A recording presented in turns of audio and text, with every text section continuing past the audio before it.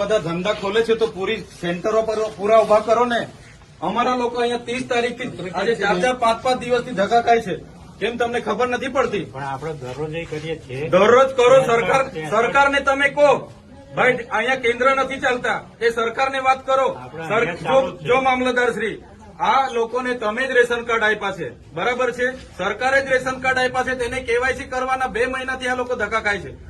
આધાર card આપણે જ આપ્યા છે, સરકારને કહો આપણે જ આપ્યા છે, તેને અપડેટ કરાવવાની શું જરૂર પડી ગઈ છે?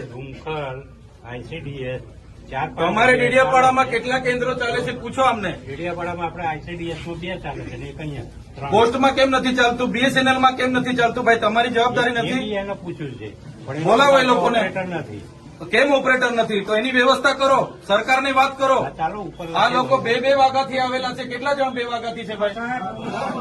આ 2 વાગ્યાથી નાના છોકરાઓ લઈને અહીંયા રાત્રિ રોકાણ કરે છે, તમને ભાન નથી પડતી? હું આજે લખી દઉં તમને 3 મહિનાથી કેમ છું, હું આજે લખી દઉં છું। પ્રાંત સાહેબ છે કે નહીં? બોલાવો। તમને કઈ ઓફિસમાં બેહીને અમે નથી, આ તમે બધા નોકર છો ભાઈ। આ પ્રજાના ટેક્સનો પગાર તમને મળે છે, નોકરી કરવાની હરકા કરો।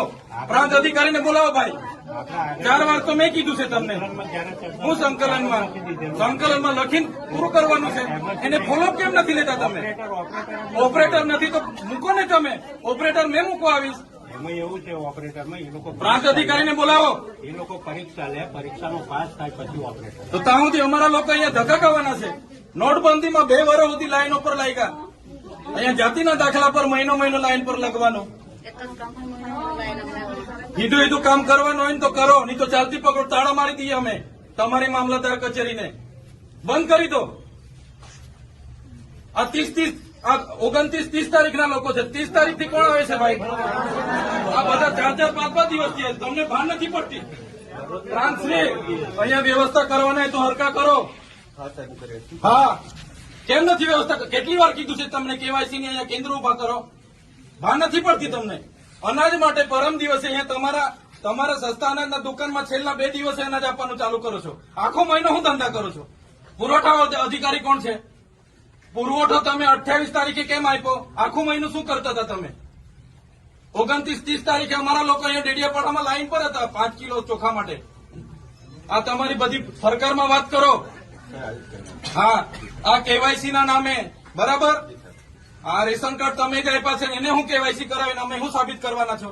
અમે બધા ખેડૂત છે, 7 બાર નીકળી એટલે અમે ખેડૂત, અમારે શું રજીસ્ટ્રેશન કરાવવાની જરૂર છે ભાઈ? કઈ જરૂર પડે છે?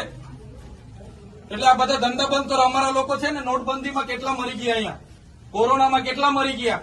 હવે તમે આધાર કાર્ડ અપડેટ કર્યું છે, આ નાના છોકરાઓ મહિનાથી આટા મારે છે। સરકારને કહો આ બધા રામાયણો, આ બધા તાઇફા બંધ કરે। આ બિચારા 2-2 વાગ્યાના ઊંઘે છે અહીંયા।